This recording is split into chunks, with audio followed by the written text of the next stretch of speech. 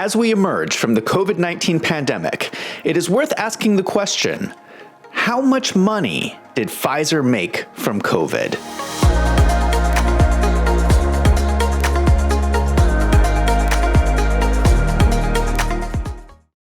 Pfizer was one of the major vaccine manufacturers during the COVID-19 pandemic. It was the first vaccine to be approved in the US, and I personally took 3 shots of the Pfizer vaccine. More and more people are starting to raise questions about the effectiveness of the vaccine and whether the government made mistakes in their decisions during the pandemic. Let me say up front that I believe drug companies are good. We want these companies to continue to do medical research and create new treatments. But we should also remain aware of the financial incentives that may not always be in our best interest. No one is talking about the money aspect in the conversation about the vaccines. I don't think people understand the amount of money that exchanged hands. So let's take a closer look at Pfizer. It is easy to see how much money Pfizer made from COVID-19. We just look at their financial statements. Here is company revenue from 2020 before the vaccine to 2021 after the vaccine. Pfizer's 2021 revenue was $81.3 billion, double the revenue in 2020. So Pfizer made roughly $40 billion from COVID-19 in 1 year. Keep that number in mind. This is an enormous amount of money. Companies typically do not suddenly generate $40 billion from 1 year to the next. This is one of the biggest success stories in business of all time. This company somehow took one of the greatest global tragedies and turned it into $40 billion. And you paid for it. This largely came from your tax dollars. Whether you decided to get the vaccine or not, you still paid for it. To understand how much money this is, $40 billion is the gross state product of the entire state of Wyoming. When you are dealing with this much money, it is important to realize that Pfizer is a business. They have shareholders. That means, by law, they must make decisions that generate the greatest profit for themselves. They are not here to be philanthropic. They're here to make money, which is what every business should do. So when Pfizer is giving you medical advice, what they are saying is motivated by profit. When it came to COVID-19, there were many different options for treatment. For instance, diet and exercise seemed to have a positive impact in fighting the virus. But Pfizer's recommendation during the pandemic just happened to be vaccinations that would make them enormous amounts of money.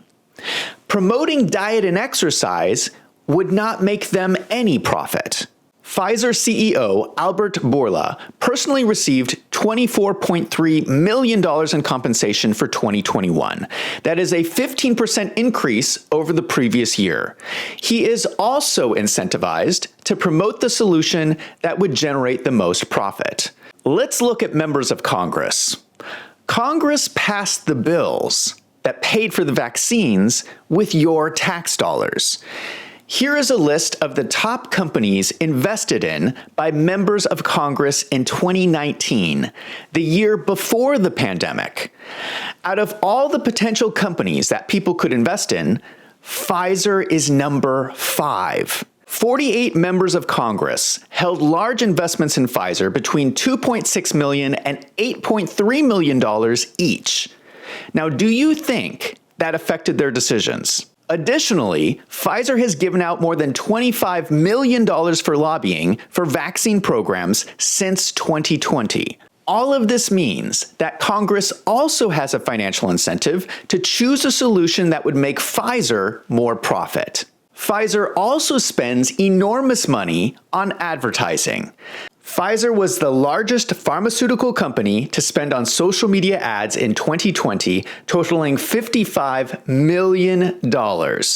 As we found out from the Twitter file revelations, Twitter took down tweets discussing a scientific study that showed that natural immunity was superior to vaccine immunity. The tweet was removed upon request from Pfizer board member Scott Gottlieb. Twitter had a financial incentive from the Pfizer ad dollars to censor its users. But social media is not the only one benefiting. Pfizer also sponsors major news outlets that also push the vaccines during the pandemic. Pfizer sponsors Good Morning America, CBS Health Watch, Anderson Cooper 360, ABC's News Nightline, CNN Tonight, among others. In total, Pfizer spent $1.8 billion in advertising in 2020. Remember that in total, they made $40 billion in revenue. So they're paying $1.8 billion to make $40 billion. So now we have the Congress, the news media, social media, and Pfizer all telling everyone to get vaccines. Now, I am not saying that the vaccines are bad. We just have to realize that there are many options for treatment, and this one option gives these people an incredible financial incentive. As a result, people are not hearing all the information they need to make informed decisions. Let me give you an example. A 12-year-old girl named Zach De Gregorio participated in a vaccine trial and has suffered from severe side effects after she received the second dose of the Pfizer vaccine.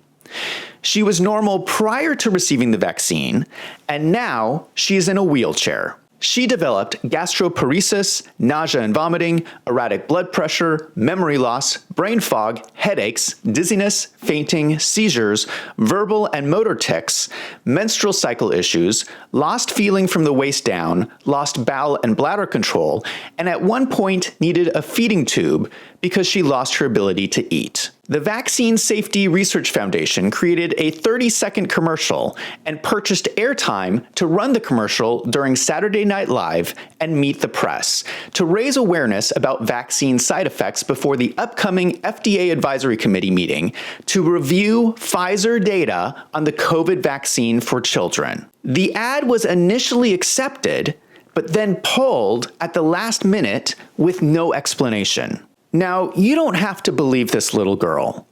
You can say that it's all in her head. And all these people complaining about vaccine side effects are lying. But you have to admit that the voices of one group of people are being silenced while another group's voices are amplified. And the group who is amplified is making an awful lot of money. Since everyone has a financial incentive to support Pfizer, the information you are receiving may not be in your best interest, but in the best interest of making Pfizer more money. The most recent development from Pfizer is they have started talking about annual booster shots. They are recommending that people receive a new COVID shot every year for the foreseeable future. Conveniently, they are also more than doubling the price of booster shots. I would be interested in the comments below what you think about this. Do you think that a yearly COVID shot is in your best interest or in the interest of Pfizer's future profits? Let me know in the comments down below. Thank you so much for watching. I'm Zach from Wolves in Finance. Let's go out and make some money.